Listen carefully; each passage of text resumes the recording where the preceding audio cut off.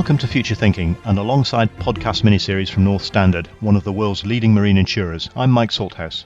In this episode, we examine the state of the world at the start of 2024 and look ahead to some of the key geopolitical events of the next 12 months. It is a year dominated by elections, with more than 70 countries holding votes at one level or another, and that includes the United States, Russia, and almost certainly the United Kingdom. To look at this and other key geopolitical events in 2024, I'm joined by Dr. Dominic Donald, Director at Autolysis Advisory. Dominic is a geopolitical advisor and analyst with 25 years' experience in business intelligence, diplomacy, media, and academia. Dominic, welcome. Delighted that you could join us. I thought we might start by your take on what is going on in the world at the start of 2024. Obviously, from your point of view, we've got a very exciting year ahead of us. But I'd be really interested to hear what you make of all the challenges we've got in geopolitics. Thank you very much, Mike. I think anybody looking at what's going on in the world right now might think there's actually too much going on, and frankly, we could all do with a bit of a rest.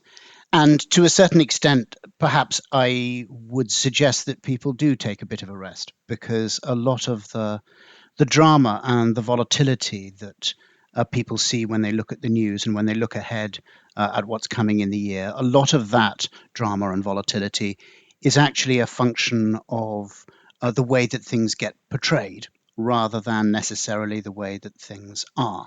One of the things I always tell my clients is when they're consuming the news, bear in mind how they consume news that's about something they know about, that's their sector, their company, their region, their football club. And when they consume that news, when it's about something they really know about, they are very skeptical and they're pretty analytical, and they kind of know almost automatically whether something is tripe or not. But strangely, most people don't then apply that same kind of prism of critical thinking to news coverage of things that they don't know about or might only know a tiny bit about. And there's a tendency to take it all at face value, and they shouldn't. Interesting. So you're almost saying, yes, it looks pretty bad, but actually, if you break all these issues that we're reading about all the time into individual problems, each has their own particular reasons, particular dynamics, and particular impacts. With that in mind, maybe we could start to look at the individual areas. I think everybody was surprised that so much stuff came by sea out of the Black Sea.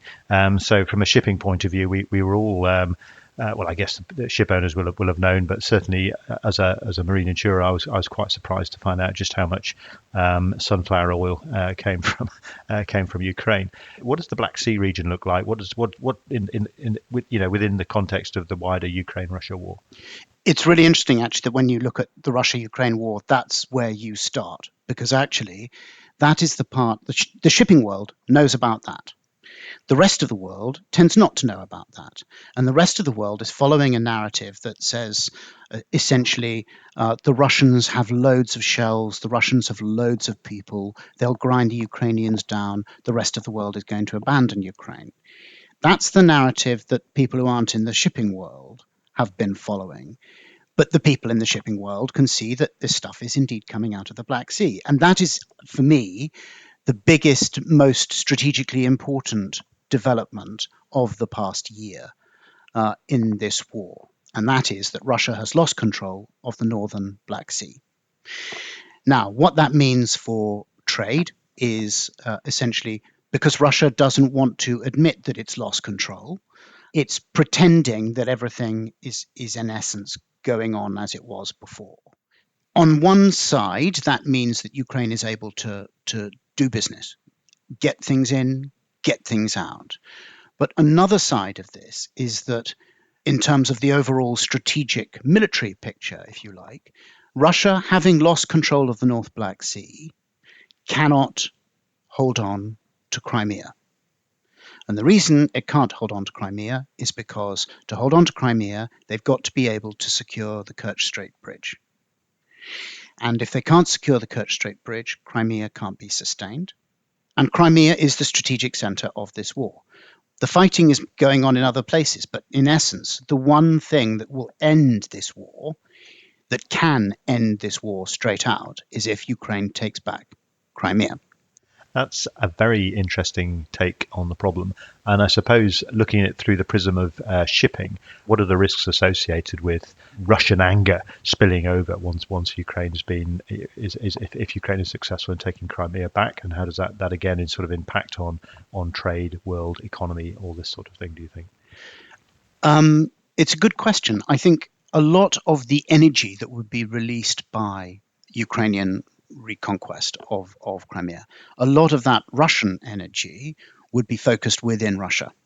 It would be a body blow for the Putin regime, and while it might not necessarily force him out, it would certainly create huge political tensions that the state might not be able to contain. I think the chances of Russia mounting a serious effort to interrupt trade, to be an international tricky customer, a bit like the Houthis, but on a larger scale.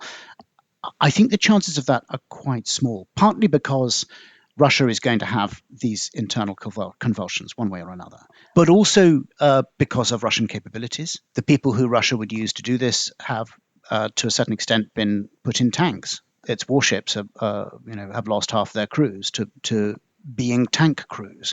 But I think the real thing is that the Russian state is going to be fighting for its own political survival. Let's talk about Israel and the Middle East. I'd be interested in your take on that and how you think that is going to work through over the next few months, particularly given that Israel shows no sign really of reining back on its determination to eradicate Hamas, and the longer that goes on, presumably the greater the chance of broader escalation, that particularly affects shipping.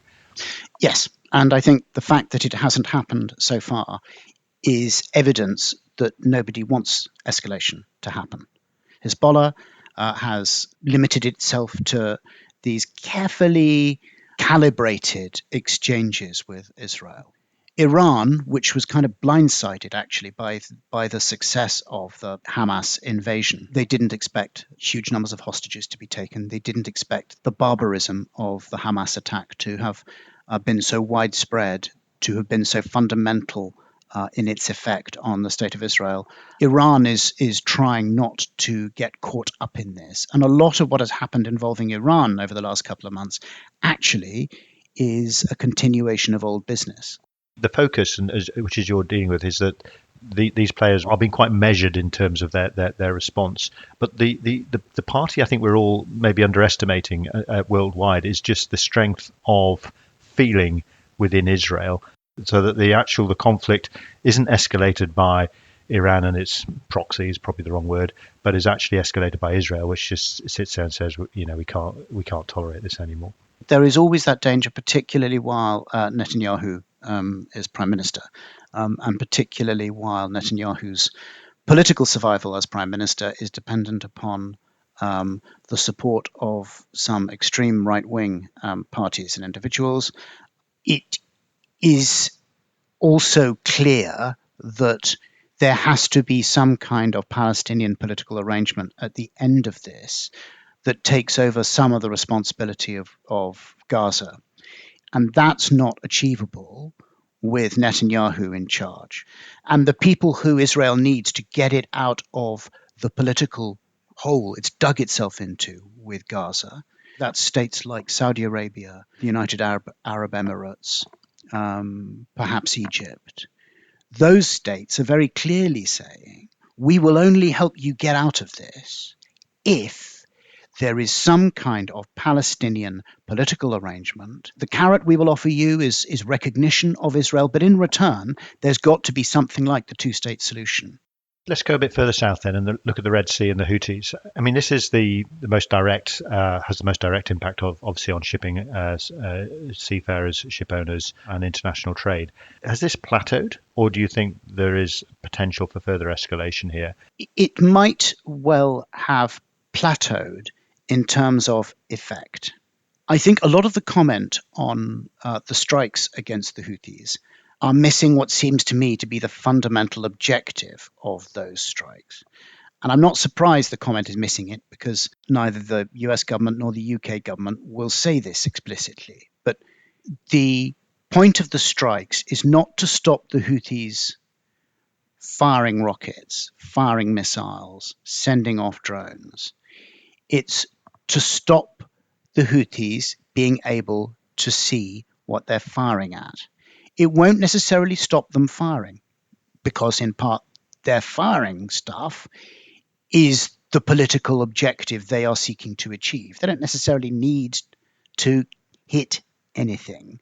They can claim it, after all, if they want to, for their own internal political purposes. And that's the only reason they've done this. This isn't about Israel. This isn't about the Palestinians. This is entirely about making the Houthis stronger within Yemen and making them a more important international negotiating partner.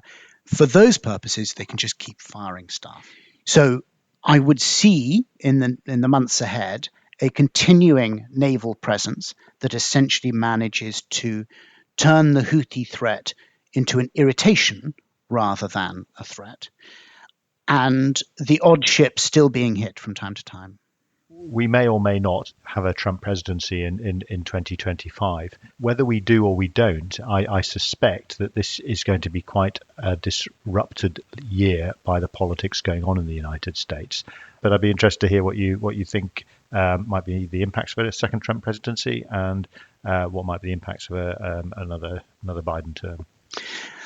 I don't think, if we're looking at this year, I don't think that the ins and outs of the presidential election, the ins and outs of the campaign, will have a specific effect, if you like, upon the shipping world. I mean, I don't see, for instance, the Biden administration shifting towards a more protectionist stance, shifting towards perhaps sanctioning China for this or that, that might obviously affect what can go in and what can go out. Where the United States political environment might play out in the shipping world is when the election has happened and a result is known. What foreign policy changes would you expect to see from a second Trump administration?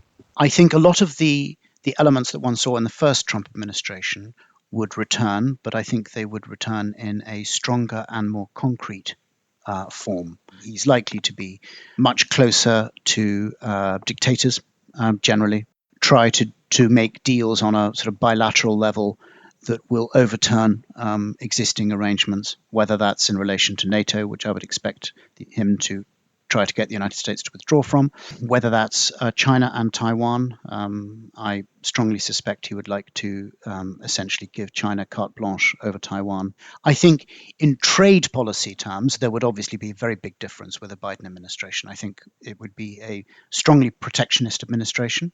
I think that the Trump administration would probably seek to essentially dismantle a lot of the architecture of global trade. Having painted that rather sort of shocking, perhaps bleak picture, while he might want to achieve these revolutionary effects, much of it might actually just get lost in process and lawsuits and difficulties with Congress. Let's just finally then turn to something which I suspect you're going to tell me nothing will happen until we see the outcome of the US election, but particularly from what you've just said, but it's China-Taiwan. I'd be interested in whether you see anything happening in 2024, I guess before a Trump presidency, and I'd be interested in what you think that might look like if it happens.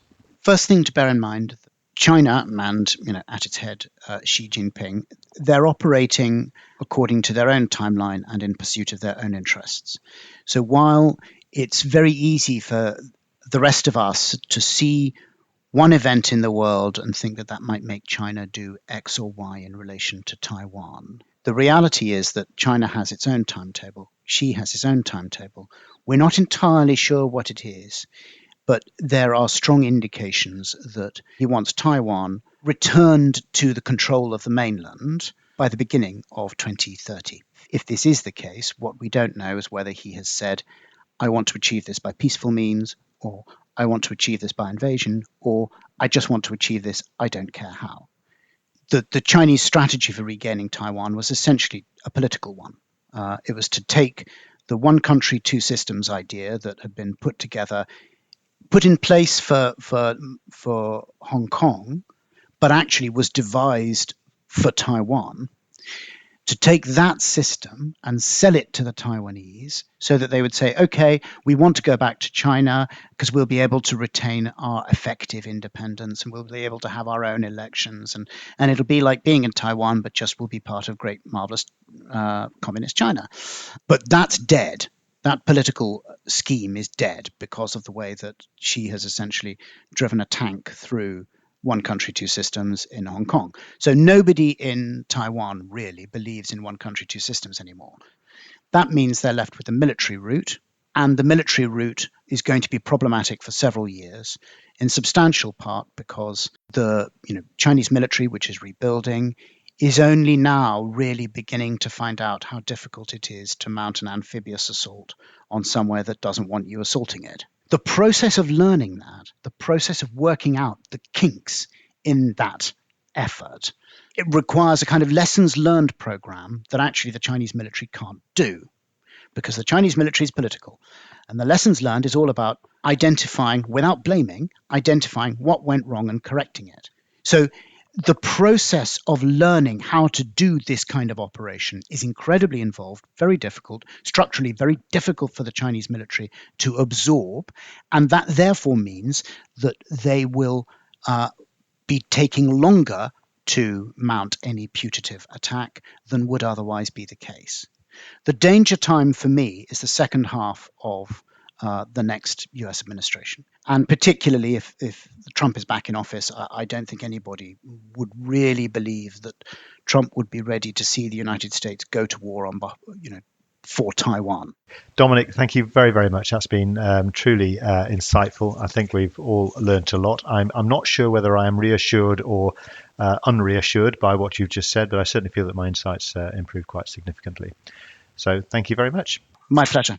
Well, that's it for this episode of Future Thinking. In future episodes, we will discuss sanctions in the maritime industry, including the Russian oil price cap scheme.